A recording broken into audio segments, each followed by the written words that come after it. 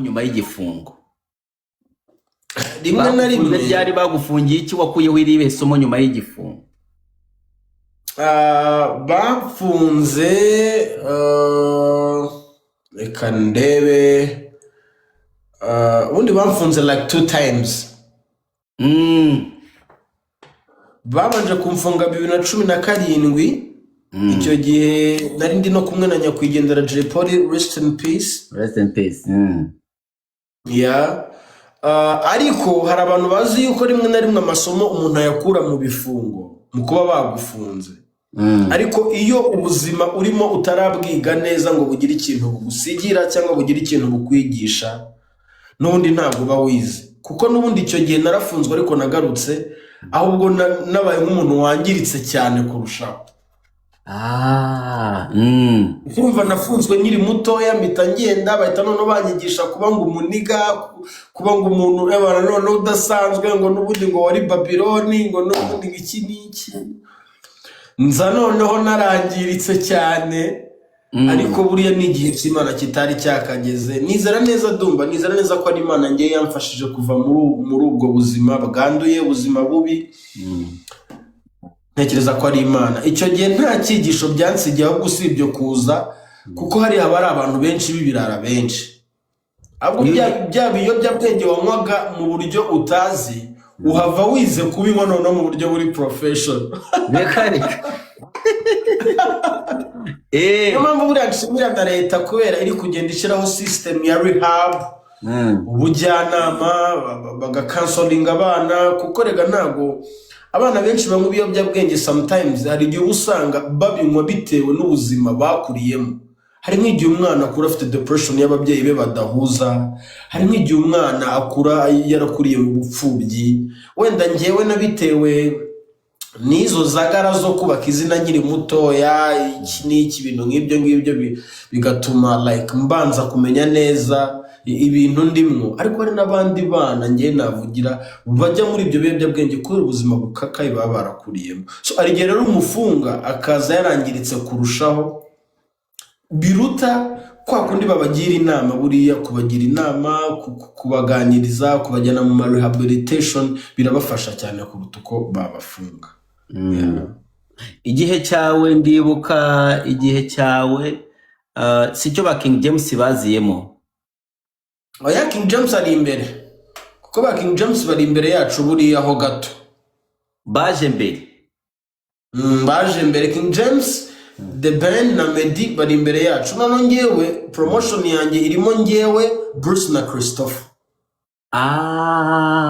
Generation yawe irimo mwebwe na Badani na none na Badani na none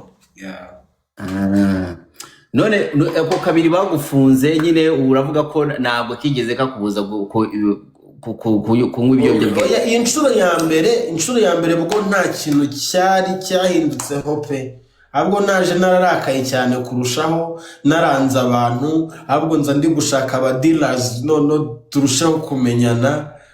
Ariko igihe cyiza kugera numva nsa nk'umuntu uri kurambirwa na none ubwo buzima kubera abantu bankundaga cyane buriya nagize ikintu Imana yampaye brother igikundiro buriya nagize igikundiro cy'Imana kuva kera. Abantu bankunda abantu bakunda talent Imana iri muri ngiye bagahora bambwira Gisa turagushaka ntabwo tuzemera yuko wangirika ntabwo tuzemera ko y'Imana iri muri wowe ipfa ubusa. Abamwe bakankatira abanyamakuru bakajya birirwa babivuga ku maradiyo no ku mateleviziyo bankatira nyine mba muri ubwo buzima nza kugera igihe mbwira Imana ati Imana ubuzima ndaburambiwe ntazi igihe inzira bizacamwo ngo mbireke. Ariko ibaze ko hari igihe nafataga umwanya nkarira mbwira Imana mbabarira ndakwinginze mbabarira unkoreshe mbabarira unkize ubuzima ngasenga ntazi igihe bizakundira ariko mu gihe gikwiriye byarakunze. Ntabwo wakwemera yuko nta nzoga nywa nta tabi nta drugs yari yose nyuma mu buzima bwawe. Umaze igihe kingana iki? Maze hafi imyaka ibiri iraburaho igihe gitoya.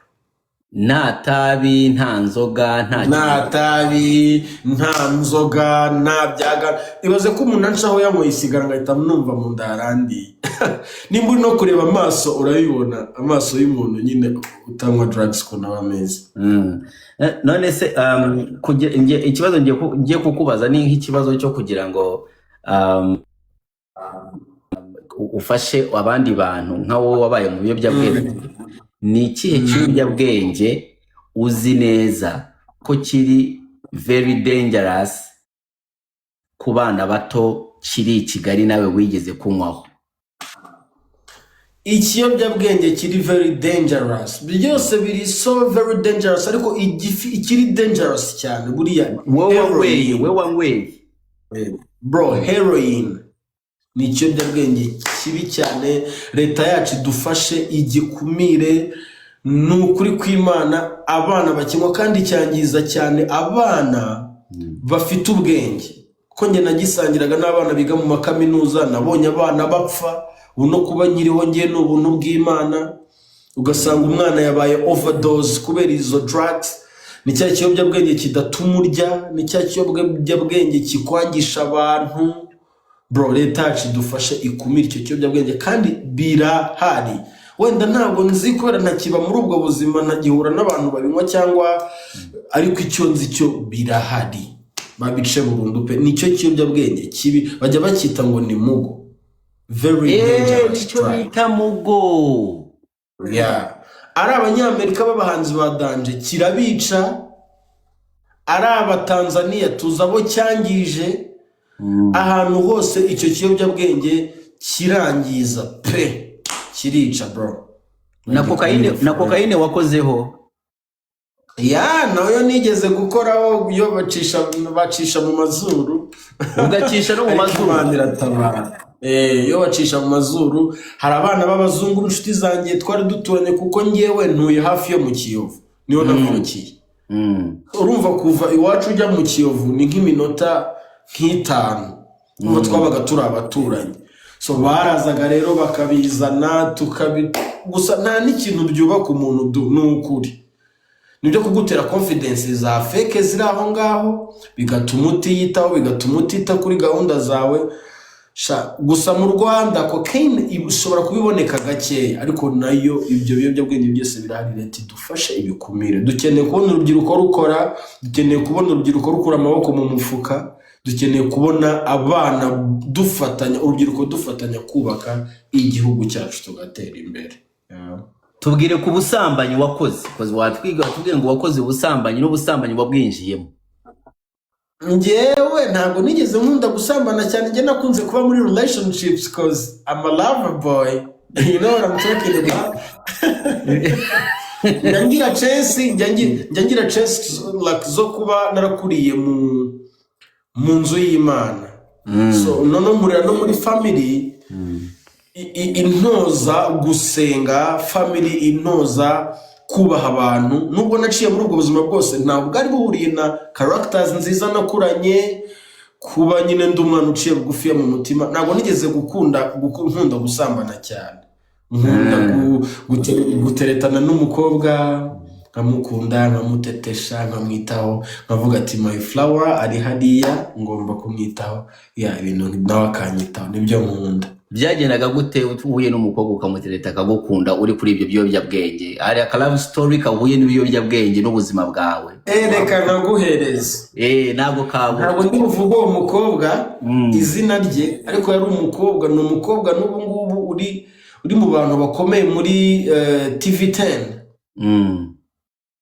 Ari mu gisata cy'ibintu by'imikino. Iyo story ye ntabwo ndi buyivuge, ariko ni umukobwa ubu ngubu umeze neza cyane. Njye yankunze ndi muri drugs. Araza umunsi umwe abwira abajama banjye ati mwamba bariye mukanshakira gisa ko mushaka, ndabagurira n'akantu ameze neza. Abajama baraza bansanga muri Legalize, baravuga hari umukobwa ugukunda cyane. Legalize ni iki? Legalize ni nyine aho babinywera. Illegal. Kwa kundi mushobora kuba muri ahantu nyine binywerebwa. Illegal. Babyita legalize. ya muri legalize mwirigara nyine. So baba baraje barambwira hari umukobwa ugushaka, ariko none ntabwo nkiba muri drugs nta nubwo nakundaga n'abakobwa, ubuzima bw'abakobwa ntabwo nabukundaga, ariko ngiye kuva kera ndi umuntu nyine abakobwa bakunda kwikundira. I don't know why. Turagenda icyo gihe nanywaga za drugs zituma ntarya, zituma numva ndakunze abantu, ntanywa ku nzoga. Araza aransuza gisa bite, twicara ahantu n'abo bajama, bari abajama babiri b'inshuti zanjye yari yantumyeho, abagurira bo beers. Njye sinanywaga beers, ziriya drugs ntabwo zarikundaga. Ziriya drugs ziba zisaba kuzinywa zonyine, ntabwo wanywa inzoga, ntabwo warya ibiryo, mbese zakoranaga n'utuntu turyohera gusa, akaji kandi nabwo gakeya. You know what I'm talking about. Nuko iporezo angurira agatasi k'icyayi, abona sinkamaze, ariko nkunda sana, abona sindi kuvuga, abona nicaye meze gutya. Shamana abwira abajama tugera igihe cyo gutaha, ngo zikunda utubiswi. Hari umuntu wanditse utubiswi. Abona byananiye byadanje, abona ntabwo, akajya avuga se gisa kutarya. Nkamubwira thank you so much, nkamushimira. Tugiye gutaha 50,000 icyo gihe nta na telefone nari mfite, ziriya drugs ntabwo zikunda telefone. Ni ukuri mbese wayitunga, zangaga ibintu byose bibaho. Urumva umuntu akaguhamagara atakubona urabura. Abantu baranshakaga bakambura neza, kandi nta telefone ni ikibazo kuri izo drugs. Abwira uwo mujama twabanaga, aramubwira ati ngiye mbabarira basi umpe nimero yawe, nzajya nguhamagara nshaka gisa umumpereze. Umujama muha telefone. Umubebe akajya aza kudusura, ndumva nkwa drugs biteye ubwoba ariko. Umukobwa si yaje mu rugo akaza kunsaba mu rugo, ngo akabeshya mu rugo ngo namuteye inda. Arababeshya kubera ko nkunda, ngo we nta kibazo afite, ngo nibamumpe ngo tujye kubana. Muzehe aramubwira icyo gihe, muzehe wanjye yari akiriho, Imana imwakire, papa wanjye ntabwo akiriho, yakoze accident. Rest in peace. Yeah. Papa aramubwira ati se umwana wanjye ko akiri mutoya, gisa ko kishakisha, muzabana gute ko nta bushobozi afite naki. Umukobwa arasara, yarigize umukazana mu rugo, ajya mu gikoni arateka, yigira umwana mwiza, ababyeyi baramukunze, batangira kunyongoza ngo nta kibazo rero, ngo ubwo mujyana, ko yarabwiraga ngo nta kibazo cy'ubushobozi, ngo icyo nyine ngo nuko umwana ngo agira azavuka ari kumwe na se.